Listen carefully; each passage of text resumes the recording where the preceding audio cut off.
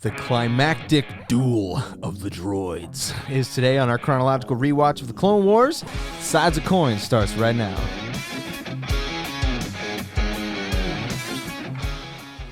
You made that sound so dramatic. Dude, it's so epic. Lots of things are going to happen in this episode. We've got lights, camera, action, explosions. Little taser arms. Star Wars trance music. I think this is the last major appearance of the Star Wars trance music, but... Except in maybe select katinas or things like that. Yeah, sure. But it definitely goes out on a high note or a low note, a loud, prevalent note. But anyway, we're gonna chat through this episode. We got Michael here again, as always, and let's work our way through this. So basically, last time R2 got captured. He's sold by Lizardo to General Grievous because he's got all this top secret Republic data on it. And it being R2. And then, so Anakin and Ashoka are trying very, very hard to get the droid back. And their pal, R3, keeps just messing up over and over and over again. We didn't mention it last time, but he sicked IG assassin droids on him.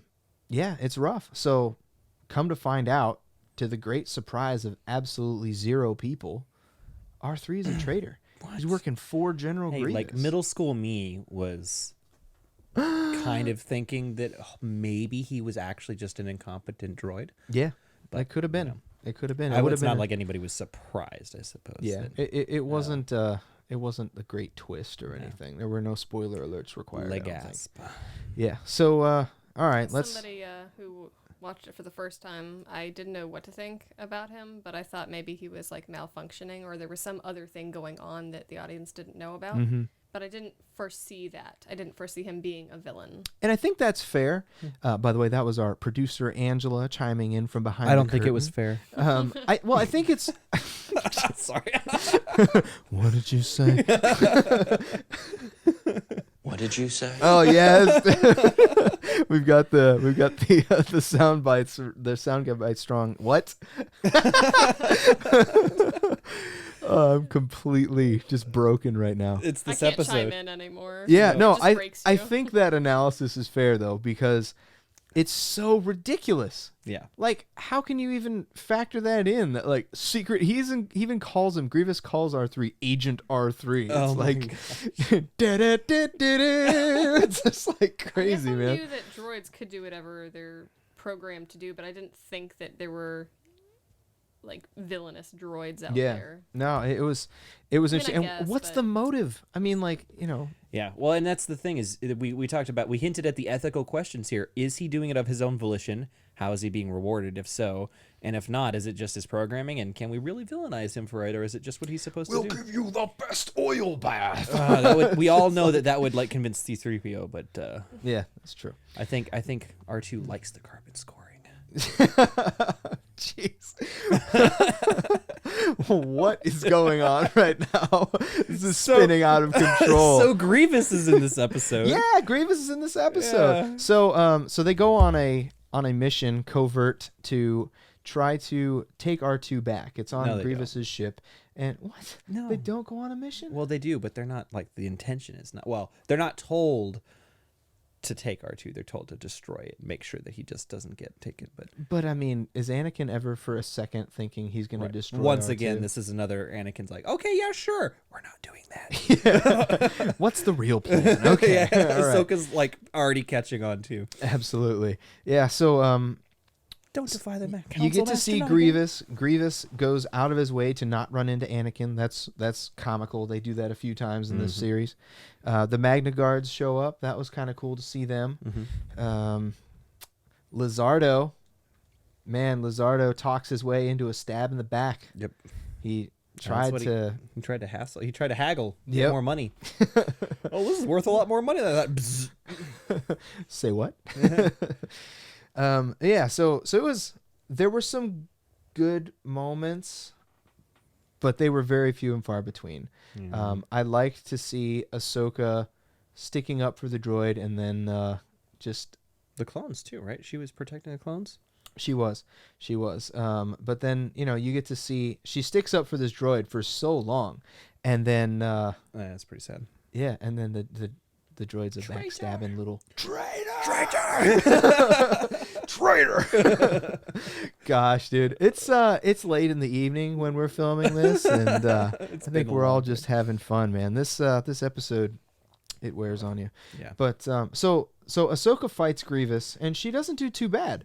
I don't know if that's to her credit or Grievous's discredit or a little bit of both. Yeah, the same questions get asked when Luke is fighting Darth Vader in a lot of sequences, right? It's like, is this Luke being really good at what he's doing, or is this Darth Vader going easy on him? Like, is Grievous toying with Ahsoka, or is she actually legitimately holding her own? I don't think it's technically canon anymore, but like the way that she's holding her lightsabers in this very particular lightsaber defensive style may be to the credit of how she's fighting. She's defending herself very well. She's not really attacking him at all. Right. He doesn't take a single blow, but she survives certainly longer than we've seen in non-canon Tartakovsky series.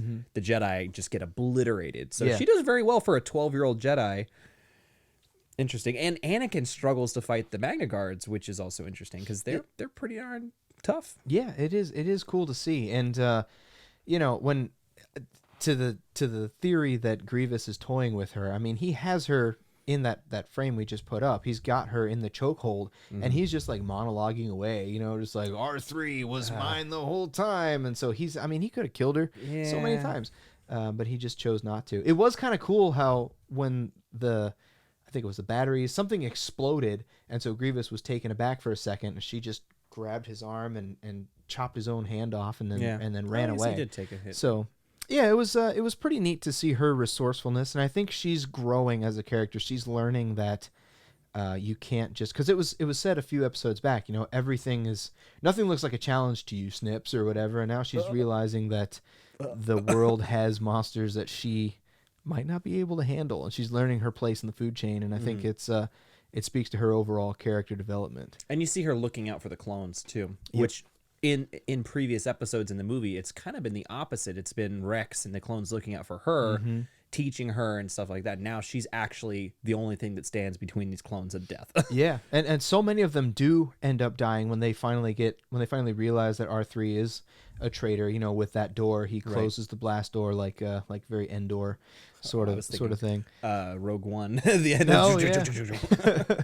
But yeah, it was neat. I mean, seeing the stakes getting raised a little bit, but overall, I mean, just it goes back to the delivery. I mean, there's some cool themes and you can unpack some stuff, but the animation was just so rough, and the just the space trance. I mean, for almost all the other episodes, it's been like, okay, this story could make a much longer story than this 20-minute episode, and it would actually be good. This story in particular was like, yeah, 20 minutes was more than enough. In fact, we didn't need 2 episodes for this. It was. Let's talk about the actual, titular role of the episode, the duel of the droids on the sky there. I mean, that's you got Goldie, Stubby, and R2 facing off. One thing I did notice though, when he finally takes him out, he sprays him in oil, burns him alive. He's hanging off the edge of the cliff, and just like R2 is so vicious. I mean, R2's like a mob boss, dude. He just drops this guy, and he just gets obliterated. Oh my gosh. It was so dark. If the ethical questions apply, otherwise they're both just following programming. I mean, he deserved it. I mean, he was trying to kill all the. Does R2 have a heroes. soul? Oh, dude, R2 is a gangster. Oh my gosh, just cold-blooded. One thing I did know, little trivia fact, from the StarWars.com rewatch too. They had up in the episode guide. The planet that this is on, where that listening post is actually Rusan, which I don't know if. It's a huge planet from Legends. So all the Darth Bane books, that's where the final battle between Bane and all the Sith and all the Jedi meet up on there, and he detonates the thought bomb. He kills all of them. Yeah.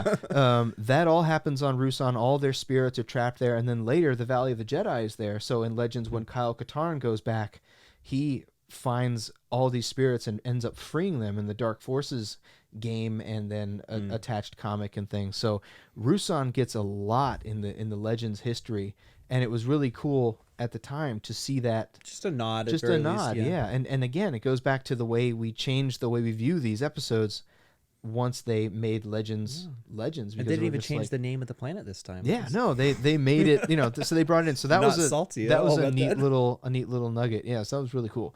But I don't have much else. That's about all I got. So Yeah. Duel of the Droids. Let us know what you thought, and keep banging that trance music, man. Let's No. bump that in your Millennium Falcon, your YT-1300. I just want to hear that bass rumble. Gosh. Anyway, next week we'll be back with a little bit more. We got one more rough episode, and then we get in some really good stuff. Jar Jar's back next time. Bombad Jedi. This has been Sides of Coins. We'll be back next time for more, and we'll see you then.